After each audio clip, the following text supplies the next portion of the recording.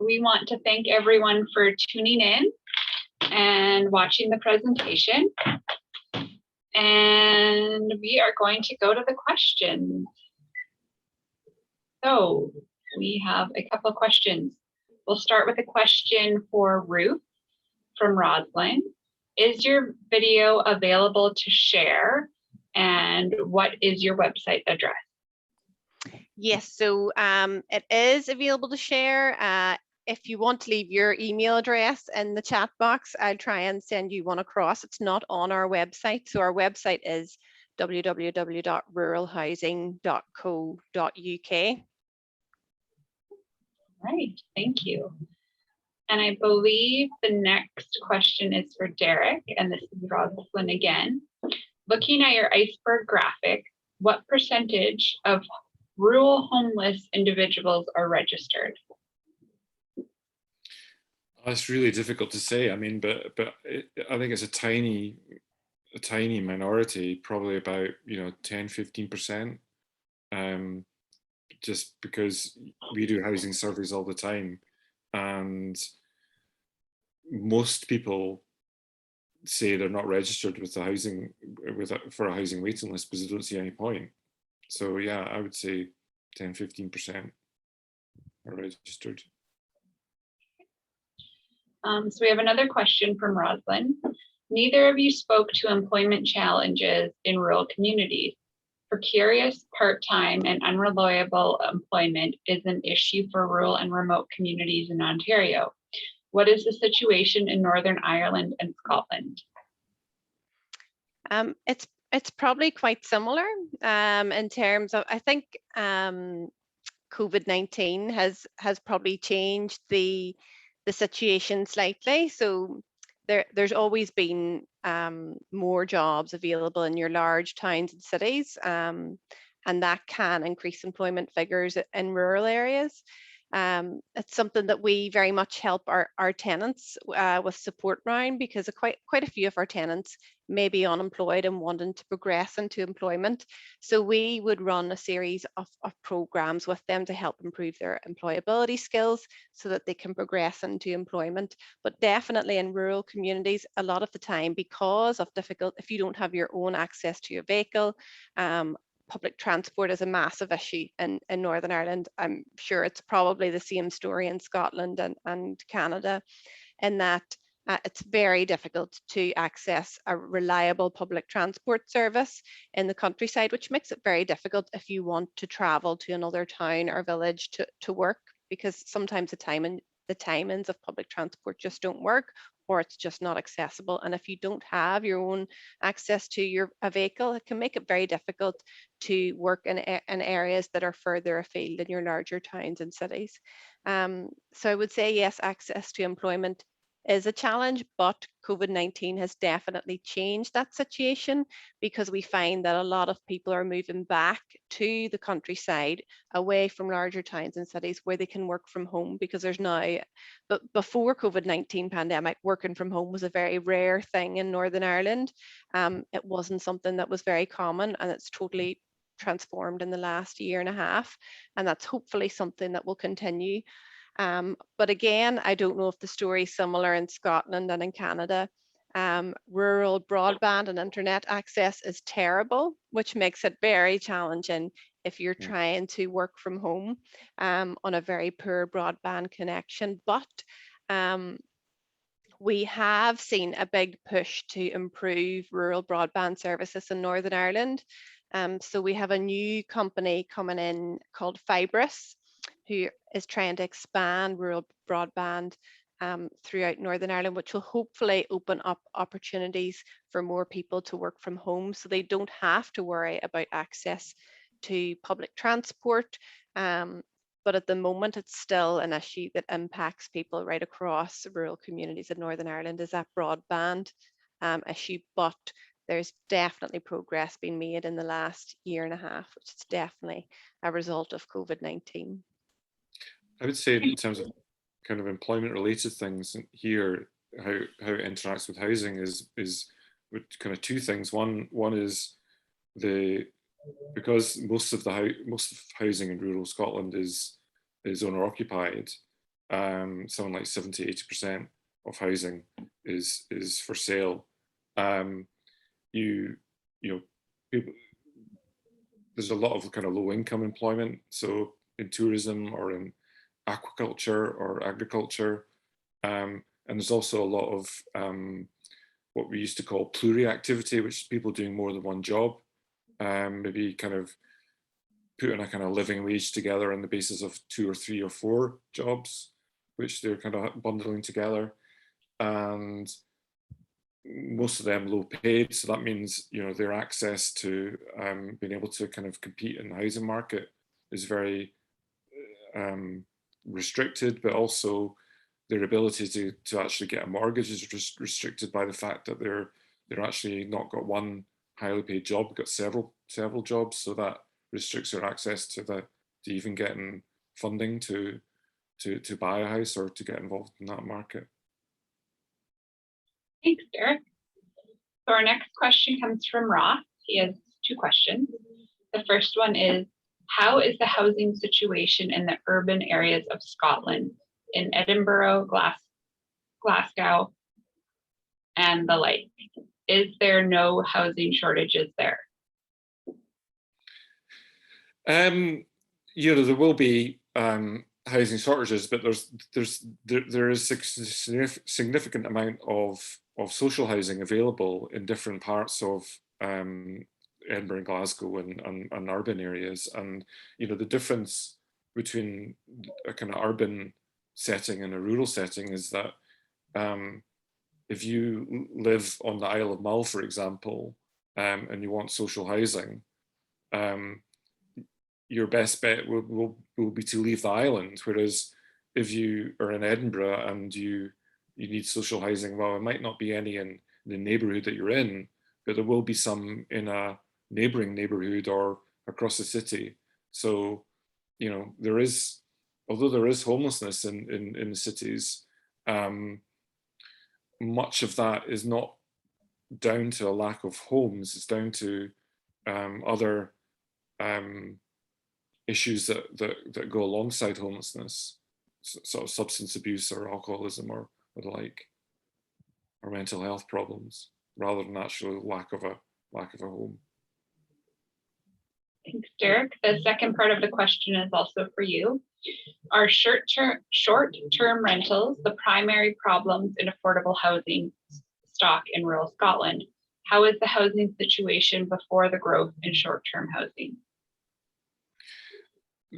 What they are is one of the few opportunities that exist to rent properties in rural Scotland is through the private rented sector, or was through the private rented sector. I mean, social housing is half the level it is in urban Scotland. So just something like 12–13% of housing is social housing. It used to be that about 10% of housing was available through the private rented sector, but that sector has been hollowed out now. So really, the only rented opportunities is that small social housing sector. And as I've said before, the ability to compete on the open market for pressured house prices and high house prices is limited if you're on local incomes. Thanks, Derek. So the next question comes from Jeremy. They say, first, I would like to thank everyone for their presentations, very informative. As for my question, which I am sure was asked before, if rural communities are in a lack of housing and dealing with a lot of people leaving them, what would you think could be a way to promote those areas to a younger generation? I ask because in my small community, we are facing a quickly aging population and a lot of youth are leaving as well. Yeah, we're piloting an approach called what we're calling a smart clachan. And a clachan is a Scottish, I think, and Irish actually, word for a small rural settlement of maybe about 6 or 7 houses, but normally with kind of barns and things alongside them. And what we're doing is trying to recreate that for the 21st century. So we're going to be building a project in the Western Isles, which will be 6 houses, but there will also be communal and community workshop space, plus community office space, and also growing space, so people can get involved in their own food production as well. So we're trying to kind of catch the wave of the kind of pandemic in some respects, to kind of promote remote working and give opportunities to young people to live and work in a kind of new form of cooperative living in Scotland. Ruth, did you have anything to add to that? So it is a problem that we face in rural communities in Northern Ireland as well. So a lot of young people who are starting out maybe want to get their foot on the property ladder. It's just not affordable in rural communities, and we would find that house prices are actually more expensive in your more rural areas as opposed to urban areas. So we find that young people are having to move away to access affordable housing. So there's a big push at the moment to increase affordable housing in rural communities. So it's much more prevalent. We have so our affordable housing would be under co-ownership, which is a more affordable form of buying your own property. So and that's much more prevalent in urban areas, in larger towns and cities. So there's a real push to try and make social and affordable housing more prevalent in rural communities. So some of the councils have started to trial a process where private developers are required in larger private developments to create a certain percentage of social and affordable housing within a development. And that's to help create a more affordable market for people trying to get their foot on the property ladder that might not be eligible for your typical mortgage. So I suppose that's one way that some of the councils in Northern Ireland are trying to increase affordable housing for our younger people that are trying to get their foot on the property ladder, by making it a requirement for private developers to allocate a certain percentage of private developed schemes to social or affordable housing. So that's one of the ways that we're trying to increase the availability of affordable housing for young people. Yeah, we have that in Scotland, but our main problem in the rural parts of Scotland is that there's no developers building anything, so there's nothing to get a percentage of, which is the hard thing. So communities are having to kind of do it themselves. They're having to turn to become developers to actually produce housing for everybody. So that's the great that's what we hope to be, that more communities will do. So but they really need support. They really need, because it's a difficult thing, developing rural housing. It's more expensive, it's time consuming, you know, and if you put all that on volunteers, then it's hard, you know. You've only got so much time that you can give to voluntary work. Thank you. So I think we have 7 minutes left, and there's one more question from Umar. For Ruth and Derek, thanks for the presentation. From your experiences with the homelessness sector, what are some of the best practices to consider in regards to homelessness prevention and reduction? For example, community engagement to identify hidden homelessness. Is there some practices which are working really well for your communities, which you believe should be implemented within other countries' approaches to reducing homelessness? Did you want to start, Ruth? Yes, so in terms of hidden homelessness, that would be a big area of my work. So we would work very closely with the Northern Ireland Housing Executive. So they are the government body that have a statutory duty to provide emergency accommodation for those people that register as homeless. And they also are the body that we require approval from to develop social housing in rural areas. And we have started this process of rural housing needs tests in partnership with the Northern Ireland Executive. So what we would find in some of our small rural communities is that the waiting list for social housing which we use to allocate our properties. So that waiting list indicates who is homeless and who is in housing need. So often we find that that list indicates that there's no need or very little need in the small rural communities.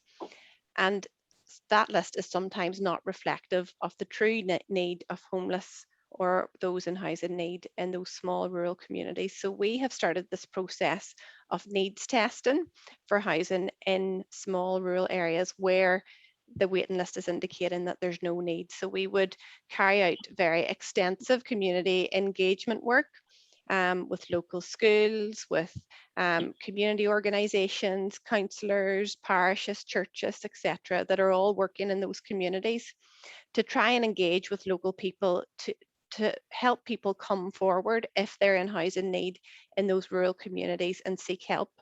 Because we find that sometimes if someone is homeless or in housing need in a small rural community, they might think there's no chance that I'm going to get a home in this area because no homes are being built. So they put their name down for larger towns and cities, which then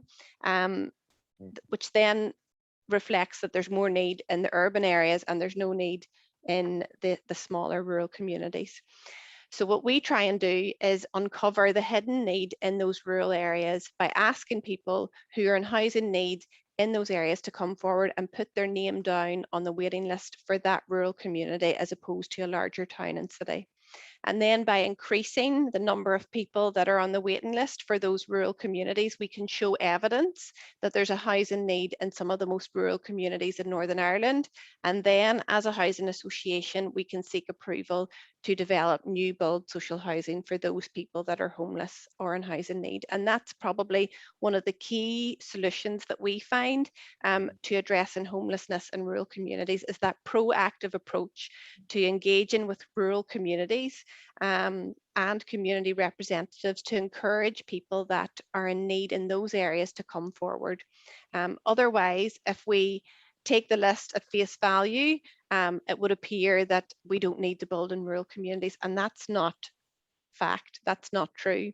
There's lots of people across Northern Ireland that are homeless or in housing need in rural communities, and they either haven't asked for help because they don't think they're going to get a home in the community that they live in, or they register for larger towns and cities when in fact they want to remain in that rural community.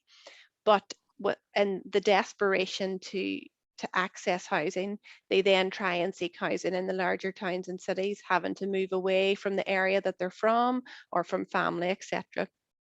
So that's one of the big initiatives that we work on to try and increase the number of homes available for the homeless in rural communities specifically. But we also have some great policies at a government level, which are really supportive in terms of increasing social housing provision for homeless, for those that are homeless or in housing need. So we have a Rural Housing Needs Act, which was set up back in 2016. And that is a requirement by all government bodies that are creating strategies or policies for any area of legislation in Northern Ireland, that they must consider the rural need for all policy. So that includes policies and strategies around addressing homelessness. So that act has proven really beneficial in terms of helping us address rural homelessness, because there's a requirement on all government bodies to prioritise rural housing need alongside urban need. Excellent. And Derek? Can I just add that we look enviously towards Northern Ireland and what Ruth just said, because that's what we need in Scotland, is more of those kind of strategies to demonstrate and to act on rural housing needs and rural homelessness.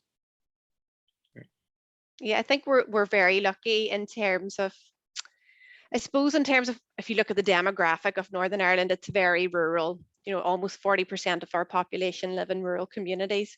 And I think our government have really understood the need to rural-proof policy and legislation, even down to planning policy.